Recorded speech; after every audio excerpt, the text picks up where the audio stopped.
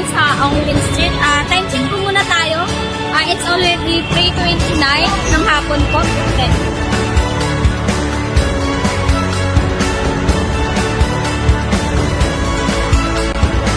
Lingnam is a Chinese restaurant that has been operating in the Philippines since 1950. Its first branch is still operating, still located at T. Alonso Street in Binondo, Manila.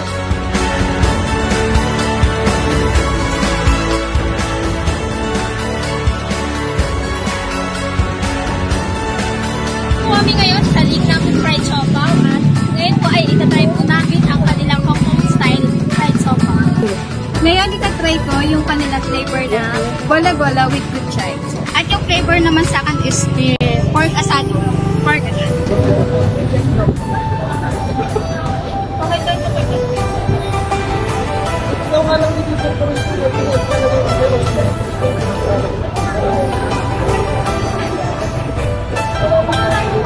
For my bola-bola, meron siyang gulay which is kuchay, yung parang onion spring.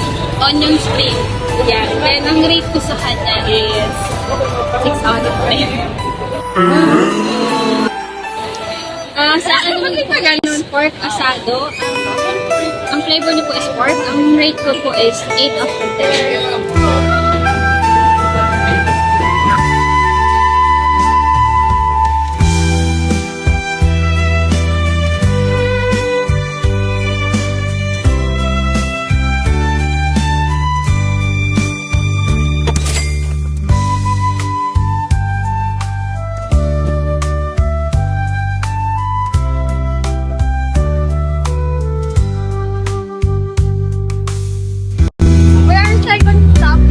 Nandito kami ngayon sa tapat na buwang kay Sugar Cane. Titignan pa namin mga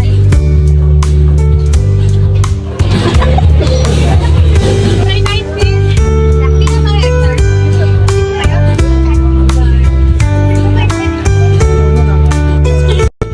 This is not so sweet.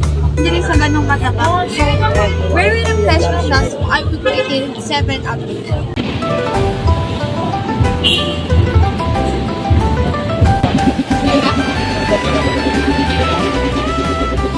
Check po yan, malapot lang po.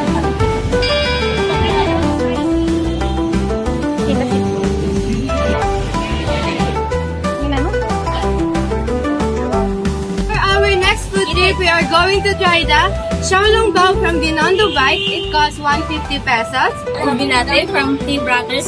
It's only 85 pesos.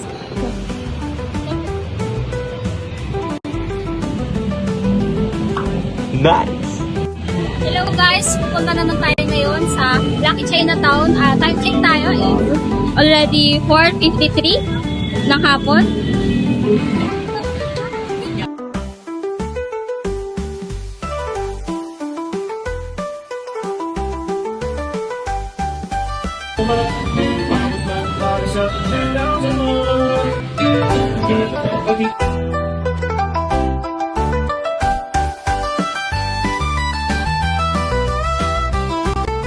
Binondo's Menina's bustling Chinatown established in the 16th century, making it one of the oldest Chinatowns in the world.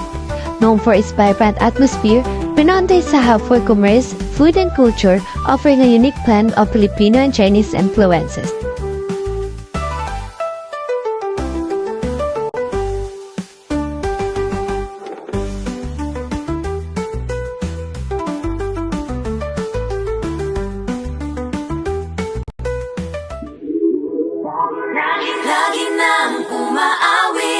For our experience po sa place, medyo mainit, medyo crowded, but since expected naman kasi public places.